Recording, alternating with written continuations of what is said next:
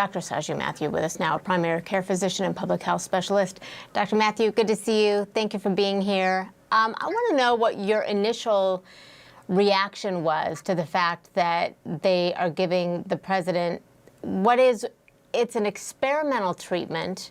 We just heard from the CEO there, but do you as a doctor have any concerns about treating the president of the United States with a drug that has not been approved by the FDA?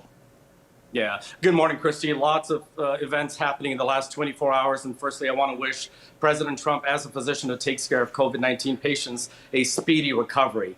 To answer your question specifically about Regeneron, this is a new treatment, a new therapy. It is actually a more sophisticated version, Christy, of convalescent plasma. Convalescent plasma is where you just take the antibodies of a patient who is severely ill with COVID-19, along with the plasma, along with other blood products, and infuse that into somebody that is recovering from COVID-19.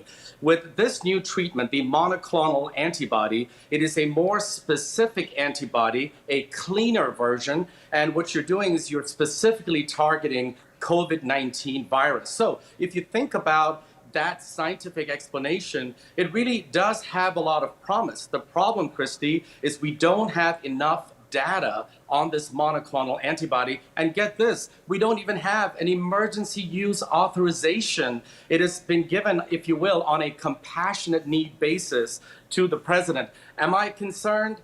Of course I'm concerned with any type of an experimental drug. At this point, in the midst of a pandemic, and knowing really President Trump, he's such a strong and confident man, you have to get his consent in order to be given this infusion. We'll have to see if it works.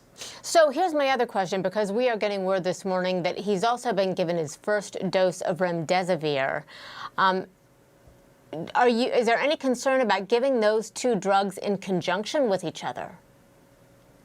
Yeah, good question, Christy. I have not read any scientific articles that talk about a contraindication or an interaction. If you think about it, the monoclonal antibodies is sort of revving up the natural immune system, and remdesivir is really decreasing the replication of the virus in the body. So if you will, it's two separate pathways. But, you know, it's interesting that within 24 hours, he's gone from mild symptoms to now getting remdesivir, which is typically given to patients who are on oxygen therapy. And as far as we know, he's not currently receiving oxygen.